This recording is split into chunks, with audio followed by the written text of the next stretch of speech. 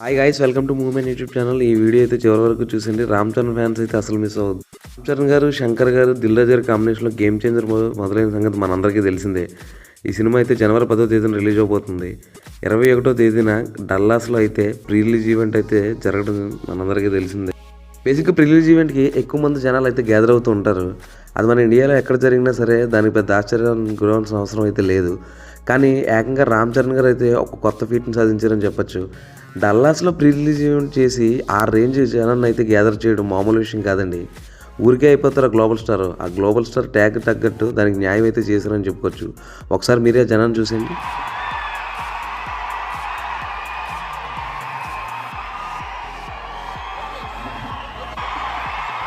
చూశారు కదా, ఆ రేంజ్ జనం ఉన్నారు. ఇది మామూలు విషయం అయితే కాదు. ఏకంగా అమలాపురంలో ఇలాంటి జనం వచ్చారంటే ఏదనుకొచ్చుకుని అమెరికాలో ఏంటి భయ్య ఆ రేంజ్. అమెరికాలో జరిగిన ఫస్ట్ ప్రీ రిలీజ్ ఈవెంట్గా దీని అయితే చెప్పుకోవచ్చు. అలాంటిది ఫస్ట్ ప్రీ రిలీజ్ ఈవెంట్కి ఇంతమంది జనం గ్యాదర్ అవ్వడం చాలా గొప్ప విషయంగా చెప్పుకోవాలి.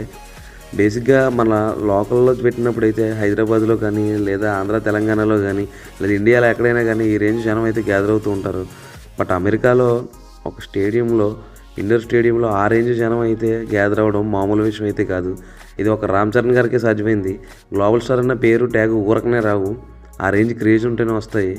అమెరికా నుంచి అమలాపురం వరకు ఆయన రేంజ్ ఎప్పుడు ఒకేలానే ఉంది. అంచెలంచెలుగా ఎదుగుతూనే ఉన్నారు. రామ్ చరణ్ గారు గేమ్ చేంజర్ పైన అయితే విపరీతమైన అంచనాలు అయితే ఉన్నాయి. జనవరి 10వ తేదీన ఈ సినిమా అయితే రిలీజ్ అవబోతుంది. 9వ తేదీన ప్రీమియర్స్ కూడా ఉన్నట్లయితే చెప్తున్నారు. చూద్దాం, మరి ఇప్పటికే చాలా పాజిటివ్ బాజ్ ఉంది సినిమా పైన అయితే. ప్రీ రిలీజ్ ఈవెంట్ తర్వాత అంచనాలు అంతకంతకు అయితే పెంచేశారు. ఎందుకంటే ఆ గ్యాదర్ అయిన మాస్ జనాన్ని చూస్తేనే మనకు అర్థమవుతుంది ఏ రేంజ్ ఎక్స్పెక్టేషన్స్ ఉన్నాయో సినిమా మీద జనాలకి.